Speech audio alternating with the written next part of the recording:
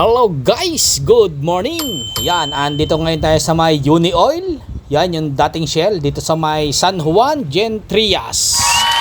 At itong papasok na ito ay papuntang Palengke. Mas kilala na doon sa ibang nakatira dito ay Corregidor. Yan, dito sa may Gen Trias. Itong lugar na ito ay may shortcut. Marami ang nakakalam ng shortcut na ito, itong maliit na daan na ito. Siguro nakadaan na rin kayo sa lugar na ito. Yan, sa daan na yan. Halos kasyang-kasya lang dyan yung isang sasakyan.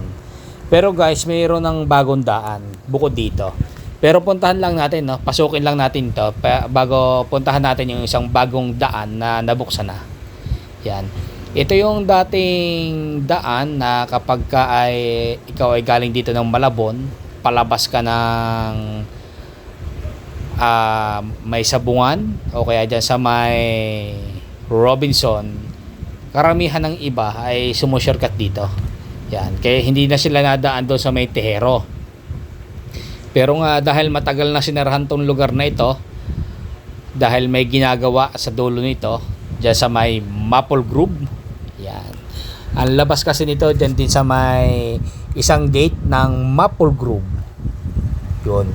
At may ginagawa uling bagong kalsada dito sa kanan. Yan. At paglabas nyo nga dito, syempre ito ay rough road na. Yan. Yan na yung Maple Grove. Yan.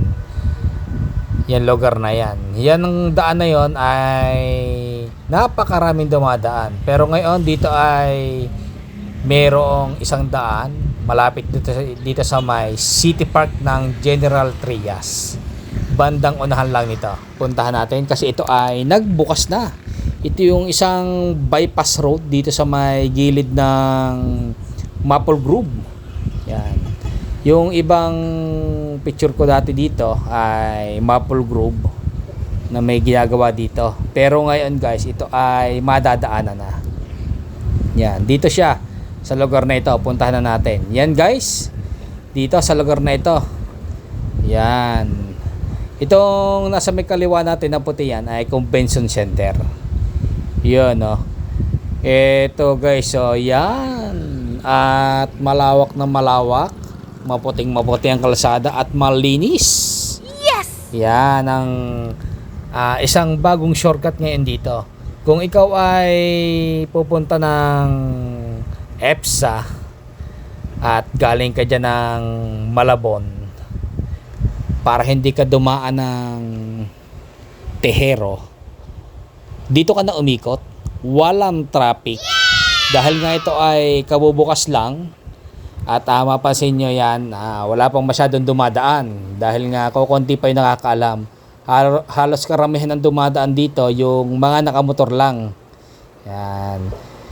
At ito nga may kakambal to na kalsada doon sa kabila. Pero next time ko na lang i-upload dahil hindi pa naman yung kompleto.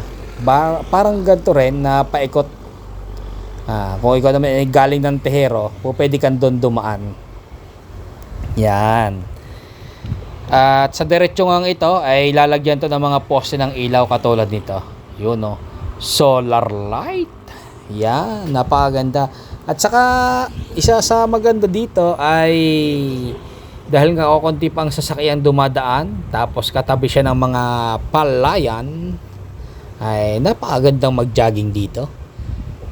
Pero wala pang dumadayo na mag-jogging dito sa lugar na ito. Kaya konti pa yung nakakalam kasi nito. Kaya ganyan. Pero siguro sa mga susunod kapag marami ng nakakaalam na magandang lugar na ito sa pag-jogging, madami pa kayong papartingan dahil nga konti naman yung dumadaan pa dito. Halos motor lang. Yun pa ilan-ilan lang yung 4 wheels na dumadaan pa dito sa lugar na ito. At ito nga po ay nasa may gilid o likod ng Maple Grove, itong lugar na ito. Palabas ito dyan sa may Labanya. Ang lugar na ito. Kung mapapansin nyo po dyan, kung kayo ay dadaan dyan sa may gate 3, pag ita ng gate 4, parang nasa may gitna siya ng gate 3 o grade 4 na nasa sa kaliwa. Pagkalampas po ng laban niya, may makikita kayo doong Maple Grove. Pero sa ngayon po yun ay sarado pa, yung may mismong may Maple Grove na nakalagay doon. Lalampasan nyo ng konti yon, tapos may bukas na barrier sa gitna, doon po kayo kakaliwa. Yun, humaplet. Ano bang motor yun? Bilis. Ayan. Dito nga sa lugar nito guys ay meron pang parang lake, mini lake. Yan. May mini lake dito sa gitna na ito. Hindi lang natin makita kasi tumatakbo tayo Pero may mini lake dyan sa gitna dyan, sa kaliwa. Yan. Itong paglabas natin dito, kung mapansin nyo, letter Y to sa may dulo. Kung kayo po ay kakaliwa ngayon dyan, papunta po yan ng Tejero. Yan. Diretso kayo papuntang Tansa. Yun Yan. Yun, doon po sa lugar na yun. Sa may kanan. Pagka tayo nakaharap doon, kanan. Pero dahil tayo dito nakaharap, nasa kaliwa. Paglabas natin dito, ito ay Labanya. At maraming ang ginagawang mga establishment dito, lalo na sa may kanan. May mga ginagawa dito. Yan. Pero hindi pa natin masabi kung ano yung mga itinatayo dito, Yan. Paglabas natin dito sa may highway, dito na magsisimula yung medyo konti naman traffic. At kung ikaw naman ay papasok dyan sa EPSA at dyan ka dadaan sa may gate 3, ay pwede na. Dahil hindi ka naman na-traffic dito sa lugar na ito. Dire-diretso. Kung mapansin mo naman, halos walang sasakyang nakasabay, mga motor laang. Yan. At ito na. Andito na nga tayo sa labas. Yun, yung gate 4. Ito yung sinasabi ko sa inyo na bukas sa daan. Yan, yung lugar na yan. Tapos may barrier. Yan, yung barrier. Yan.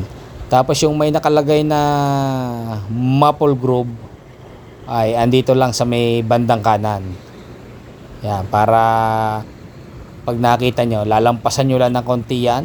Kung kayo ay papasok galing ng gate 3, papasok dito, lampasan nyo lang yan kasi may harang pa. Yun. Sa mga susunod pa po yan padadaanan kapag wala nang naggagawa dyan sa may lugar na yan. At ito nga, yan, dyan nag-uumpisa ulit ang kaunting traffic. Yan. At kung kakaliwa naman kayo, pagdating nyo dito sa may lugar ng Jollibee ba to? Yan. Po pwede kayong kumaliwa dyan dahil yan ay gate 3 na. Yan. Medyo dito lang nagkakaroon ng ipon ng sasakyan sa lugar na ito. Sa may kantuhan na ito. Saka yung papasok ng gate 3. Yan, pero paglampas po dito ay halos wala na uling sasakyan. Madalang na. Yan. Kung kayo nga ipapasok ng gate 5, basta nakamotor po kayo ay maluwag po ang daan. Lalo na nga pagka doon kayo dadaan sa may Maple Grove, halos wala ng traffic. Yan yan na.